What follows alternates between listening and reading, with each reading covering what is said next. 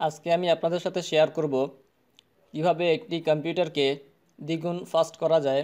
প্রথমে বলি, একটি কম্পিউটার কেন স্লো হয়। একটি কম্পিউটার স্লো হওয়ার পেছনে হার্ডওয়্যারের কিছু কারণ রয়েছে। যেমন, যদি প্রসেসর এবং র্যাম স্লো হয় বা কম হয়, সেক্ষেত্রে পিসি স্লো হয়ে যেতে পারে।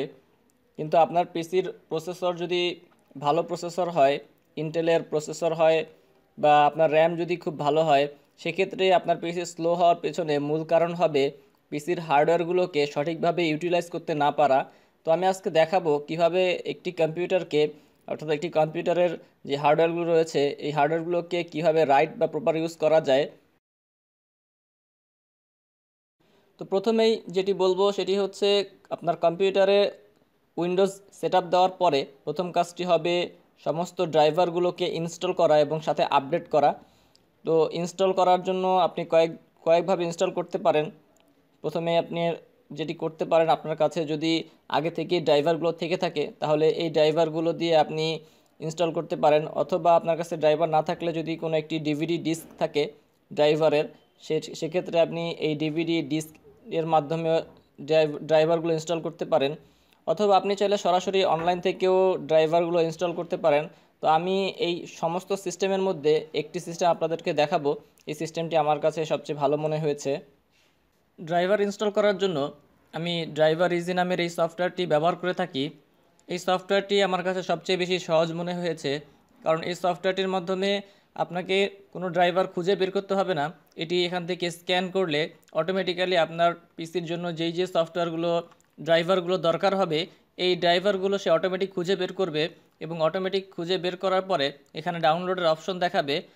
তো এইভাবে খুব সহজেই ড্রাইভার ইজি সফটওয়্যার ব্যবহারের মাধ্যমে আপনার পিসির যেই ড্রাইভারগুলো রয়েছে এটি আপনি ইনস্টল করতে পারেন।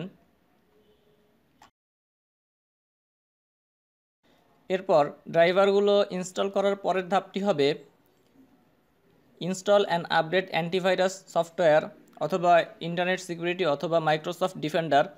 আপনি এখান থেকে যে কোনো একটি ব্যবহার করতে পারেন।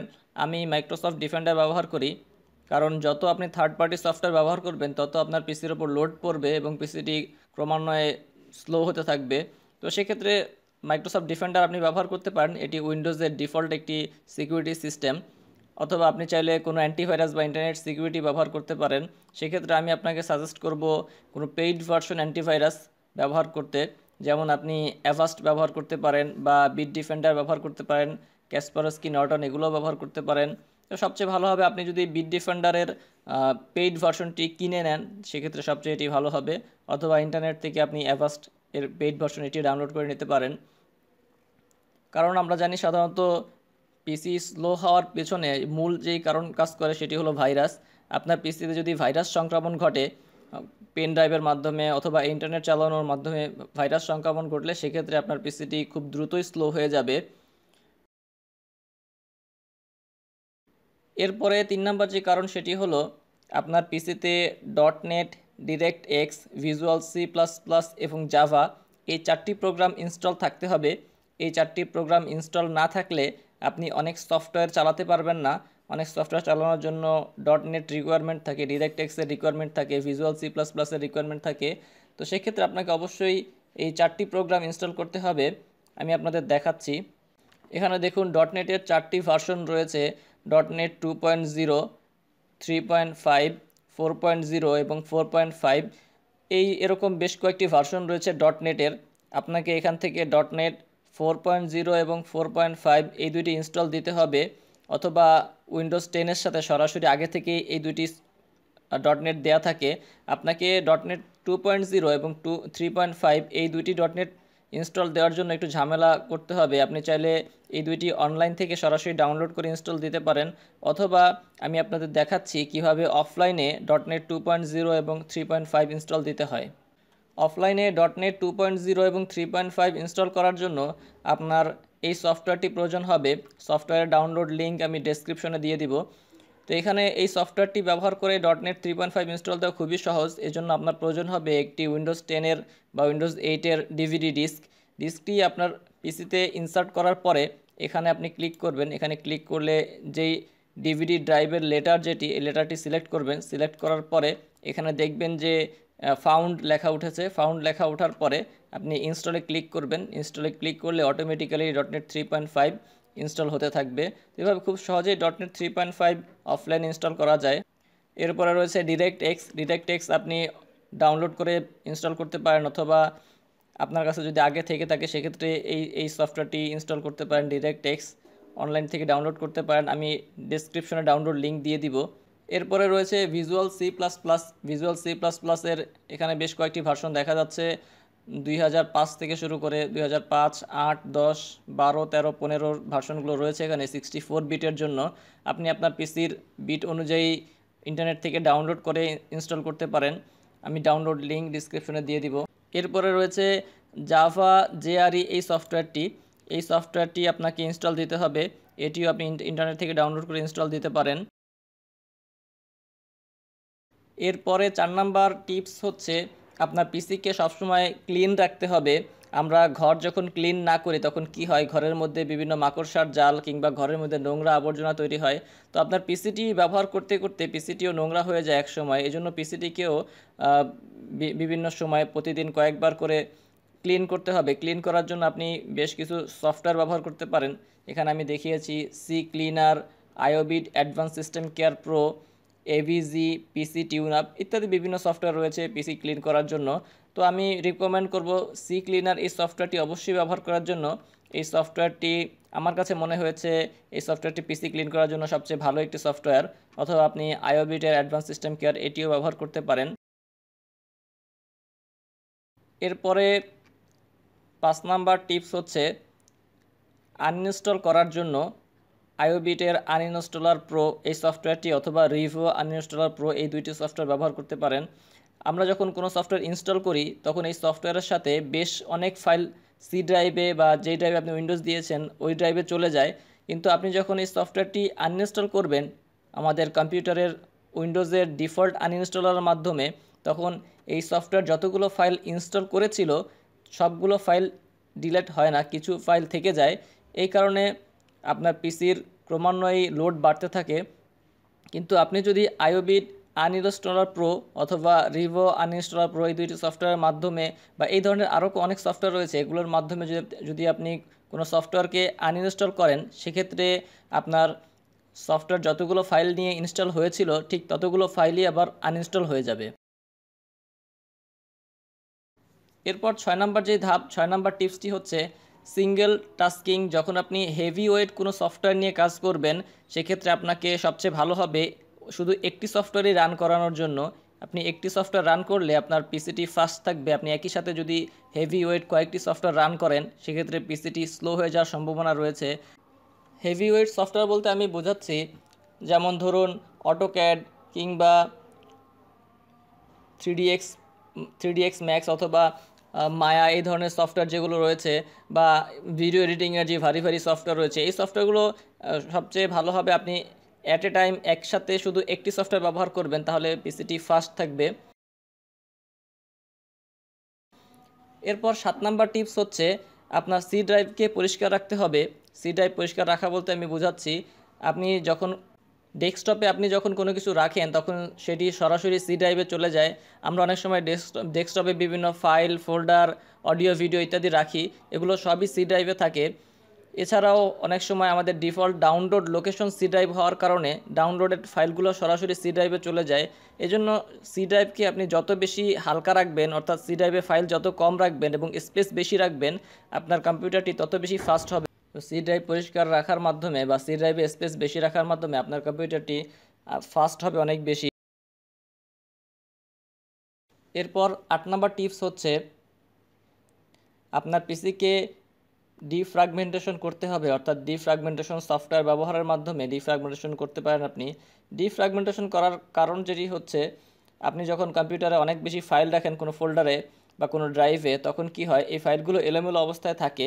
অর্থাৎ একটি ড্রাইভের মধ্যে যদি 1000 সেক্টর থাকে তখন দেখা যায় যে 1 নাম্বার সেক্টরে একটি ফাইল থাকে, 10 নাম্বার সেক্টরে একটি ফাইল থাকে, 20 নাম্বার সেক্টরে একটি ফাইল থাকে। কিন্তু আপনি যখন ডিফ্র্যাগমেন্টেশন সফটওয়্যার ব্যবহার করবেন তখন এই 1000 সেক্টরের মাধ্যমে 1000 সেক্টরের মধ্যে সমস্ত ফাইলগুলো সিরিয়ালি অ্যারেঞ্জ হবে, যেই কারণে প্রত্যেকটি ড্রাইভ অনেক বেশি অ্যাডভান্স থাকবে এবং ফাস্ট থাকবে।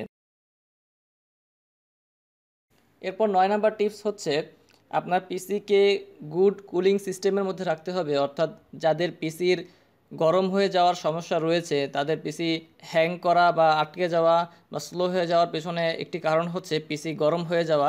সেক্ষেত্রে আপনার পিসির যদি এই ধরনের সমস্যা থাকে, খুব দ্রুতই গরম হয়ে যায়, সেক্ষেত্রে আপনি পিসির নিচে দেখবেন যে একটি ফ্যান রয়েছে, এই ফ্যানটি যাতে নিচে আটকে না থাকে, অর্থাৎ কিছু স্পেস থাকে ফ্যানটি চলাচলের জন্য। যেমন আপনি যদি ল্যাপটপ ব্যবহার করে থাকেন, সেক্ষেত্রে ল্যাপটপের নিচে আপনি একটি কোনো শক্ত কিছু রাখতে পারেন যাতে নিচে বাতাস চলাচলের জন্য জায়গা থাকে। আর আপনি যদি ডেস্কটপ ব্যবহার করে থাকেন, সেক্ষেত্রে আপনি এক্সট্রা ফ্যান কিনতে পাওয়া যায় বাজারে, এই কুলিং ফ্যানগুলো আপনি ব্যবহার করতে পারেন। এই কুলিং ফ্যানগুলো ল্যাপটপ এবং ডেস্কটপ দুই ক্ষেত্রেই ব্যবহার করা যায়, এগুলো দিয়ে আপনার পিসি কুল রাখতে পারেন। 10 নম্বর টিপস হচ্ছে অ্যাভয়েড ডিফেক্টেড হার্ডওয়্যার, অর্থাৎ আপনার পিসির সাথে যে হার্ডওয়্যারগুলো জড়িত, যেমন mouse, keyboard, pen drive, DVD drive ইত্যাদি যেই হার্ডওয়্যারগুলো রয়েছে, এই হার্ডওয়্যারগুলো কোনোটি যদি নষ্ট থাকে, ডিফেক্টেড থাকে, যেমন মাউসে যদি প্রবলেম থাকে কিংবা কিবোর্ডে প্রবলেম থাকে বা ডিভিডি ড্রাইভে প্রবলেম থাকে, সেক্ষেত্রে এই হার্ডওয়্যারগুলো প্রবলেমের কারণে আপনার পিসিটি স্লো হয়ে যেতে পারে। এখন আমরা দেখব একটি কম্পিউটারকে সঠিকভাবে চালাতে হলে যে সফটওয়্যারগুলো আপনাকে অবশ্যই ব্যবহার করতে হবে। কম্পিউটার স্লো হয়ে যাওয়ার পেছনে একটি বড় কারণ হলো প্রপার সফটওয়্যার ইউজ না করা। তার মধ্যে প্রথমে আমরা দেখাবো যে উইন্ডার সফটওয়্যারটি, এটি কোনো কম্প্রেসড ফাইল ফোল্ডার ওপেন করার জন্য উইন্ডার সফটওয়্যারটি ব্যবহার করা হয়ে থাকে। এই সফটওয়্যারগুলো না থাকলে আপনি প্রপার ওয়েতে ইউজ করতে পারবেন না। তো সেক্ষেত্রে আপনাকে কম্প্রেসড ফাইল ফোল্ডারের জন্য উইন্ডার এই সফটওয়্যারটি ব্যবহার করতে হবে। এরপর ইন্টারনেটের যদি কেউ কাজ করে থাকেন, ইন্টারনেট থেকে ডাউনলোড করার জন্য আপনাকে ইন্টারনেট ডাউনলোড ম্যানেজার বা আইডিএম এই সফটওয়্যারটি ইনস্টল করা থাকতে হবে। এরপর 3 নম্বরে রয়েছে ইন্টারনেটের কাজ করতে হলে অনেক ধরনের ব্রাউজার পাওয়া যায়। তার মধ্যে সবচেয়ে পপুলার এবং লাইট ওয়েট ব্রাউজার হচ্ছে ফায়ারফক্স, এবং মাইক্রোসফটের যে এজ, মাইক্রোসফট 10-এর সাথে, উইন্ডোজ 10-এর সাথে যেটি এসেছে, মাইক্রোসফট উইন্ডোজ 10-এর সাথে এই এজ ব্রাউজারটি, এটিও আপনি ব্যবহার করতে পারেন, এটিও লাইট ওয়েট ব্রাউজার। এরপরে আপনাকে মাইক্রোসফট অফিস এই সফটওয়্যারটি অবশ্যই ইনস্টল করতে হবে। বিশেষ করে এটি ইনস্টল করার সময় আমি আপনাদেরকে রিকমেন্ড করব, এটি ইনস্টল করার সময় অপশন থেকে শুধু মাইক্রোসফট ওয়ার্ড, পাওয়ার পয়েন্ট এবং এক্সেল এই তিনটি রেখে বাকিগুলো অফ করে দিবেন, শুধু এই তিনটি প্রোডাক্টই ইনস্টল করবেন। সেক্ষেত্রে মাইক্রোসফট অফিসের এই প্রোডাক্টটি খুব লাইট ওয়েট হবে এবং ব্যবহার করে খুব সহজে পিসি স্লো হবে না। এরপর রয়েছে যে কোনো ফাইল ফোল্ডারকে প্রোটেক্ট করার জন্য আইওবিট প্রোটেক্টেড ফোল্ডার এই সফটওয়্যারটি ইউজ করতে পারেন। যে কোনো পার্সোনাল ফাইল বা ফোল্ডার যদি থাকে, সেগুলো প্রোটেক্ট করার জন্য এই সফটওয়্যারটি আমি মনে করি অনেক ভালো একটি সফটওয়্যার। এরপরে রয়েছে আইএসও ফাইল বা ইমেজ ফাইল, আইএসও ইমেজ যে ফাইলগুলো রয়েছে, আইএসও ইমেজ ফাইলগুলো ওপেন করার জন্য আলট্রা আইএসও নামের একটি সফটওয়্যার রয়েছে। এই সফটওয়্যারটি ইমেজ ফাইলের জন্য বেশ ভালো একটি সফটওয়্যার। এরপরে যারা টরেন্ট থেকে ডাউনলোড করে থাকেন বা টরেন্ট নিয়ে কাজ করে থাকেন, তাদের জন্য টরেন্ট থেকে ডাউনলোড করার জন্য ইউটরেন্ট প্রো এই সফটওয়্যারটি ব্যবহার করতে পারেন। এরপরে উইন্ডোজের কোনো সফটওয়্যার বা কোনো ফাইল ফোল্ডার বা কোনো কিছু সার্চ করার জন্য আমরা সাধারণত উইন্ডোজের ডিফল্ট সার্চ অপশন ব্যবহার করে থাকি। উইন্ডোজের এই ডিফল্ট সার্চ অপশনটি, এটিও বেশ স্লো একটি প্রসেস।